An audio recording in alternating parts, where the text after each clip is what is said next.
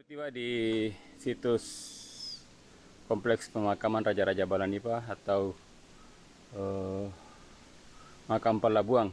Palabuang itu adalah eh, salah satu anak dari Tokape, eh, bangsawan, pejuang, pahlawan Mandar yang diasingkan ke Pacitan, Jawa Timur. Jadi Palabuang itu memiliki dua saudara atau tiga bersaudara. Saya lupa dua yang lain. Cuma yang mudah saya ingat itu ya Palabuang. Jadi bisa kelihatan dari sini ada banyak makam. Ini adalah bangsa-bangsa Mandar.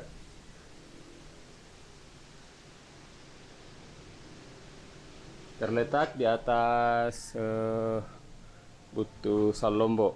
Jadi puncak Bukit Salombo. Butuh Salombo ada di sini, nanti kita ke sana sebentar.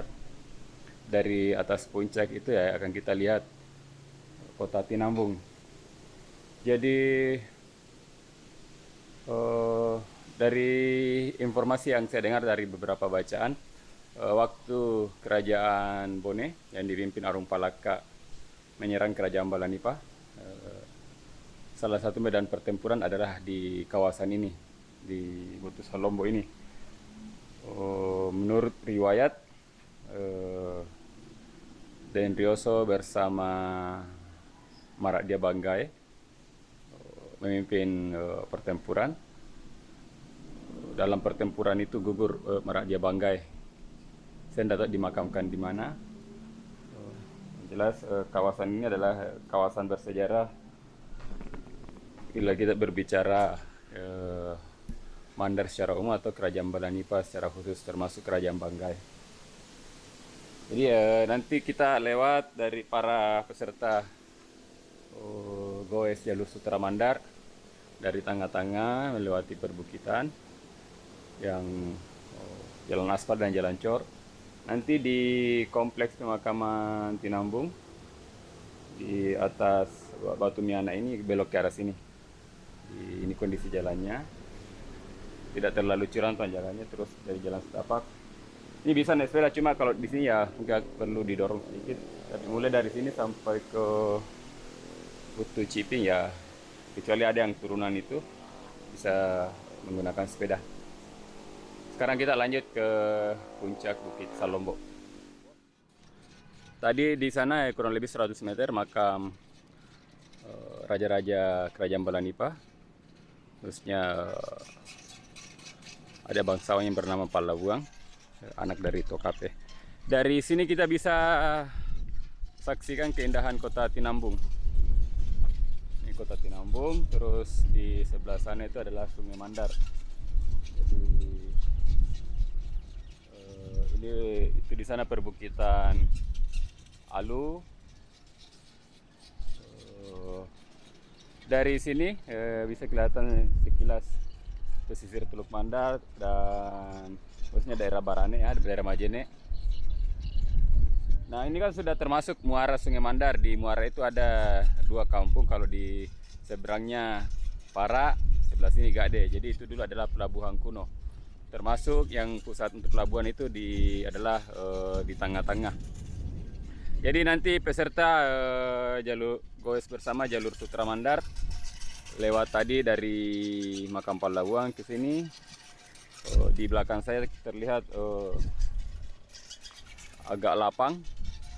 Seperti yang saya sampaikan sebelumnya bahwa di kawasan ini dulu terjadi pertempuran antara pasukan Arung Palaka dan pasukan Den Rioso bersama yang ditemani oleh Raja Kerajaan Banggai, Marakdia Banggai.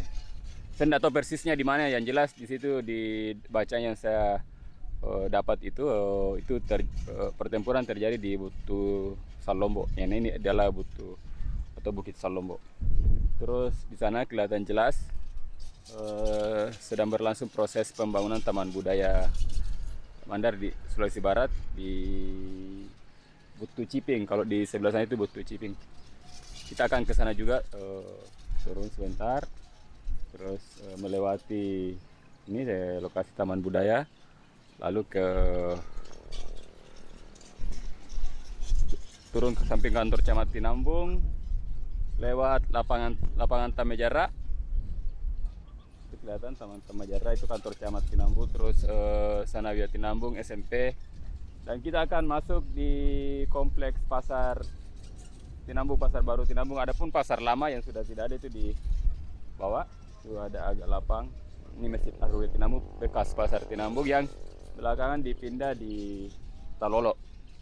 Tiap hari pasar, hari Rabu dan Sabtu, salah satu komoditas yang diperdagangkan di sana adalah benang dan kain sutra atau tenunan mandar.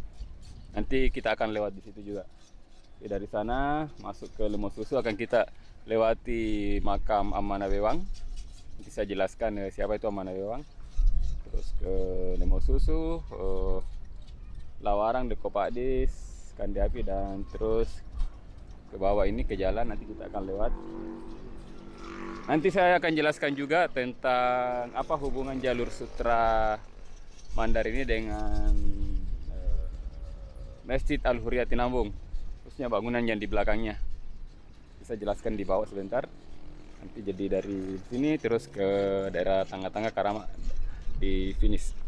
Demikian informasi dari Putus Salombo Tinambung.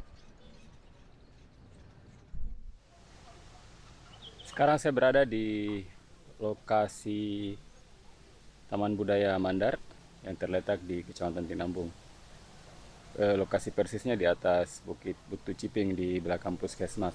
Tapi naiknya itu di sebelah sini, nanti lewat di sana sebentar, samping bekas kantor Camat Tinambung di Kandemeng. Sedang proses pembangunan. Kalau tidak salah ini adalah bagian apa utamanya atau baruga, yang menggunakan tiangnya itu menggunakan batang pohon kelapa. Direncanakan selesai akhir Desember 2020 ini. Insya Allah pada saat goes jalur sutra mandar yang dilaksanakan pada bulan Januari 2021, bagian yang sedang proses pembangunan sudah selesai dibangun. Tadi peserta calon rutenya berasal dari sana, setelah turun dari Putus Salombo. Dari sini terus turun ke Kandemeng. Nah, sekarang saya berada di situs makam pahlawan Mandar Amanawewang. Ini jalan dari Pasar Tinambung, Pasar Talolo ke arah Lemah Susu. Jadi ada jalan alternatif. Dari jalannya itu dari cor, tapi sudah rusak.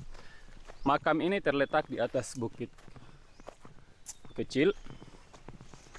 1, 2, 3. Ada 5 kuburan di sini.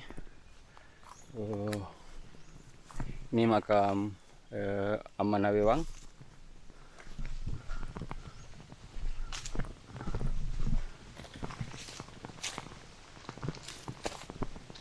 Yang sebelah ini, yang di sini.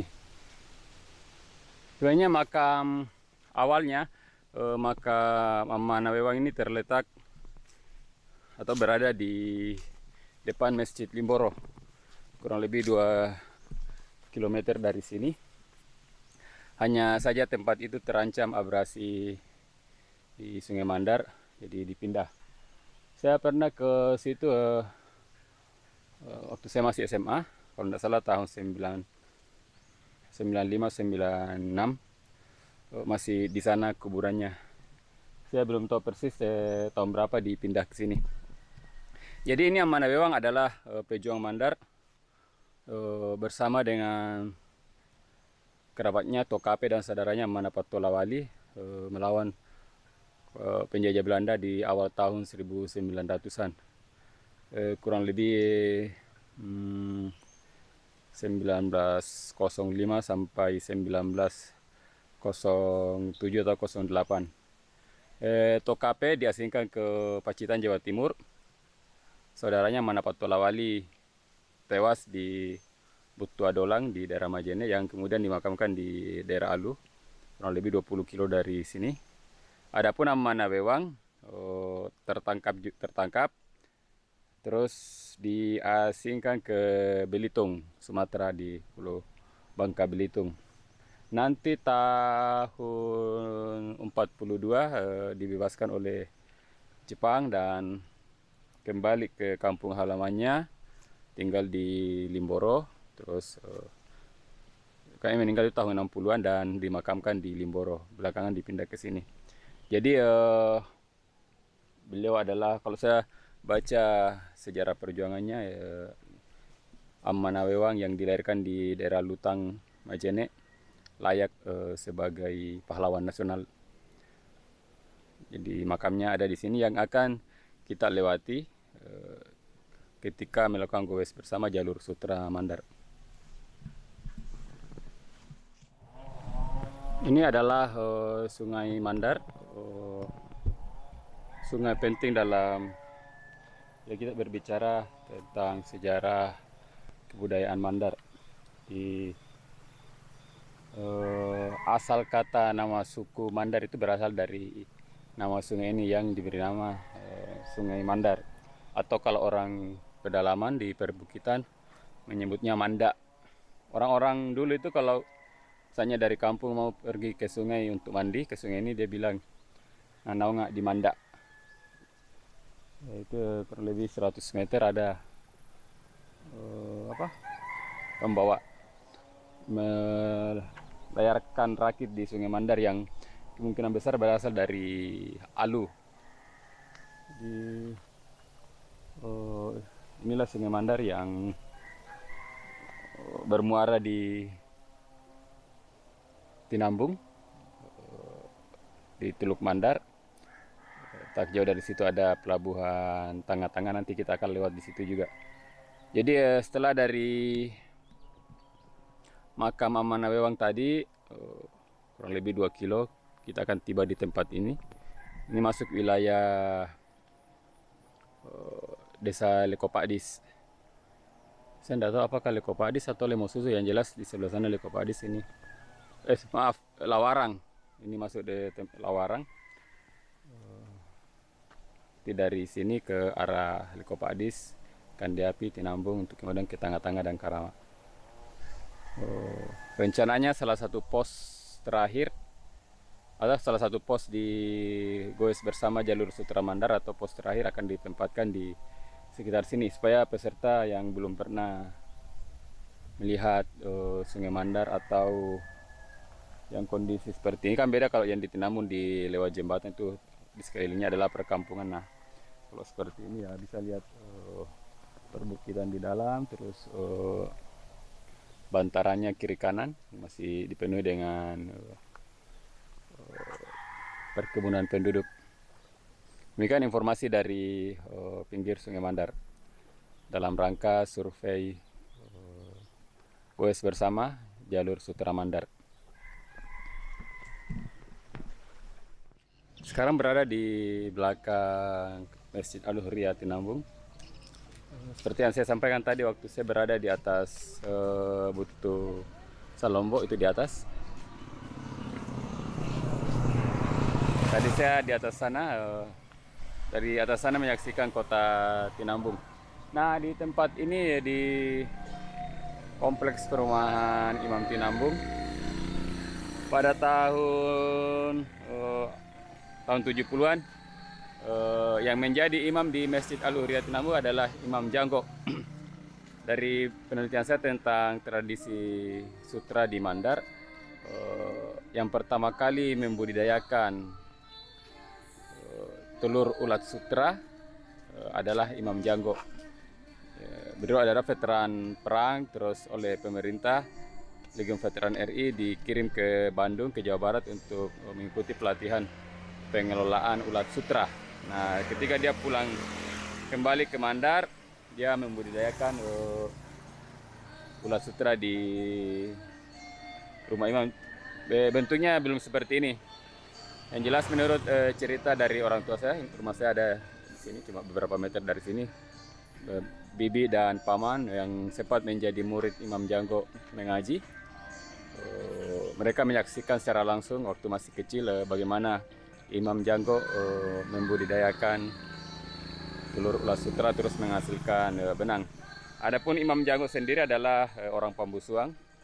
Sekarang saya tinggal di sana, berjarak kurang lebih 6 kilo dari tempat ini. Jadi jalur ini penting dalam jalur Sutra Mandar, sebab di tempat ini di belakang Masjid Al-Uriyah Tinambung adalah pernah dimukimi oleh Imam Janggo yang menurut saya pribadi beliau layak disematkan sebagai bapak persutraan di Mandar. Dari sini kita akan menuju ke tengah-tengah ke arah sana, terus sampai ke arah Karama. Itu bisa kelihatan di sana papan penunjuk warna hijau. Itu adalah papan penunjuk yang untuk menuju kompleks makam Palawang atau Raja-Raja Balanipa yang ada di atas bukit.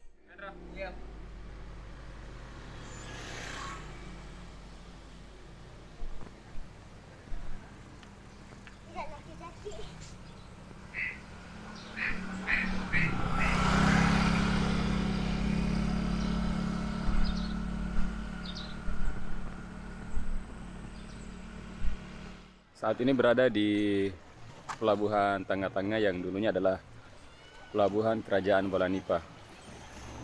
Kurang lebih 1 kilometer ke arah sana adalah muara Sungai Mandar. Tadi kita sudah berada di pinggir Sungai Mandar waktu berada di Lekopadis. Terus di sebelah sana adalah Karama, tempat finish dan start. Jadi tadi itu kita melewati perbukitan di turun dari tempat pembuatan tali, terus mengarah ke Butuh Salombok, tempat pertempuran Daendriosa dengan Arum Palaka, lalu ke Butuh Ciping. Jadi tempat ini dulunya sangat bersejarah. Tempat ini bersejarah karena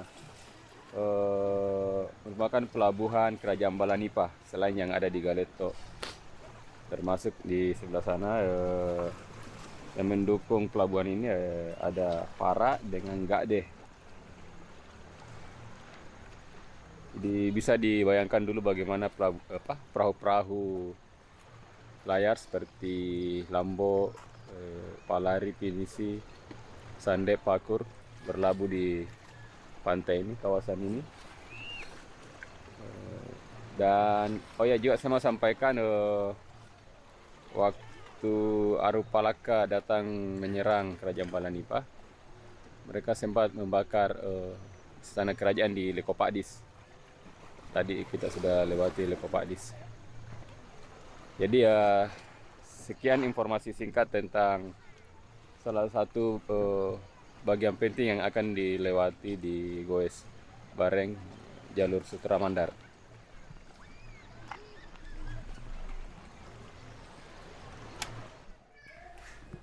Selain terkenal sebagai kampung yang namanya identik dengan salah satu kerajaan terbesar di Nusantara, Kerajaan Majapahit, Dusun Manjopai juga memiliki warisan yang mungkin banyak yang belum tahu. Nah, sekarang saya berada di Masjid Manjopai, masjid yang cukup legendaris di Kerajaan Balanipa atau Kecamatan Tinambun dan Kecamatan Balanipa. Di depan masjid ini sekarang saya berada di kompleks pemakaman. Ada makam seorang intelektual Sulawesi Barat, Mandar, yang banyak orang yang belum, untuk kalangan awam mungkin belum terlalu tahu siapa beliau. Tapi di kalangan intelektual Muslim, sosok beliau itu sudah cukup dikenal karena beliau menghasilkan karya tulis yang tebalnya itu kurang lebih 3.200 halaman yang terdiri dari 6 jilid yang khusus membahas tentang zakat. Nah, ini sekarang saya berada di makam Kiai Haji kayak profesor juga, Nawawi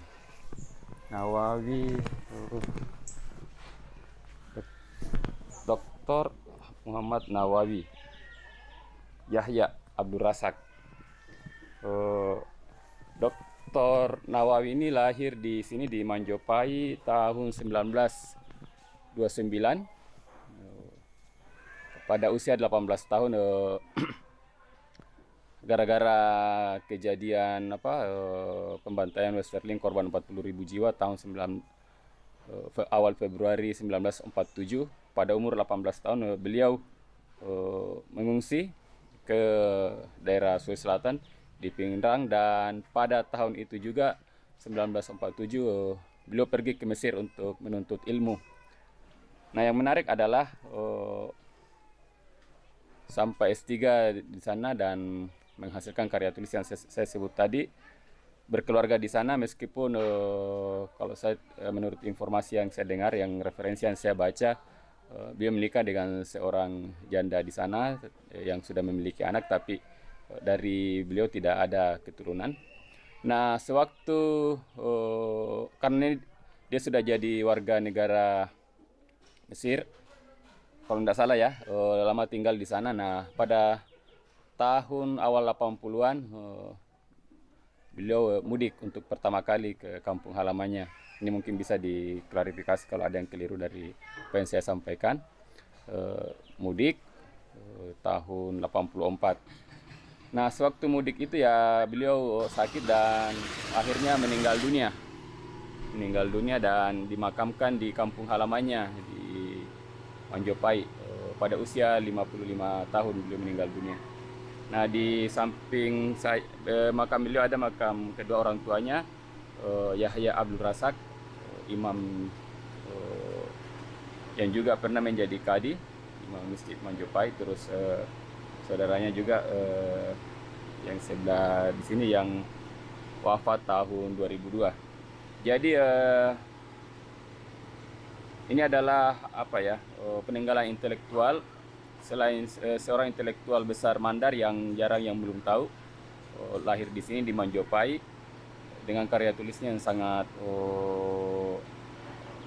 kalau tebal, buku tebal 3.000 halaman yang khusus membahas Saka itu pasti luar biasa. Nah, di Manjopai ini ya, di desa yang berada di Desa Karama juga adalah tempat kita memulai dan finish di kegiatan goes bersama itu jalur Sutra Mandar. Jadi ini berhubungan semua tentang seorang tokoh intelektual kok bisa lahir di Manjopai di Karama. Nah, itu tidak lepas dari hal-hal yang berkaitan dengan perdagangan, misalnya perdagangan sutra, terus Karama sebagai pelabuhan penting di masa silam. Ini makam beliau wafat 9 Februari 1984, Dr. M. Nawawi Yahya Abdul Razak. Ini saudaranya Nahrawi. Terus contoh saya ini orang tuanya, soalnya misalnya sudah kurang jelas. Demikian informasi dari Masjid Manjopai, Desa Karama, Kecamatan Tinambung. Insya Allah nanti di acara sepeda goes bareng yang kita akan laksanakan Januari 2021 itu akan mengambil start di Desa Karama, khususnya di Dusun Manjopai, karena Karama itu pernah terkenal sebagai penghasil tenunan sutra di Mandar. Seperti yang saya sampaikan sebelumnya, bahwa ada syair lagu yang liriknya itu menuliskan Lipa Sabena atau Karama. Jadi produk dilani lagu Lipa Sabena atau Karama. Jadi alhamdulillah ya sampai sekarang masih ada penenun di sini. Meski tadi saya tanya juga kepada beliau, sekarang itu kalau perempuan di Karama dan sekitarnya itu, misalnya dia dari Lambe, lebih banyak sebagai pembuat tali. Jadi Lebih tinggi tak, benar ya Bu? Oh, Kita dalam anu dia kan. karena dari segi pendapatan lebih tinggi.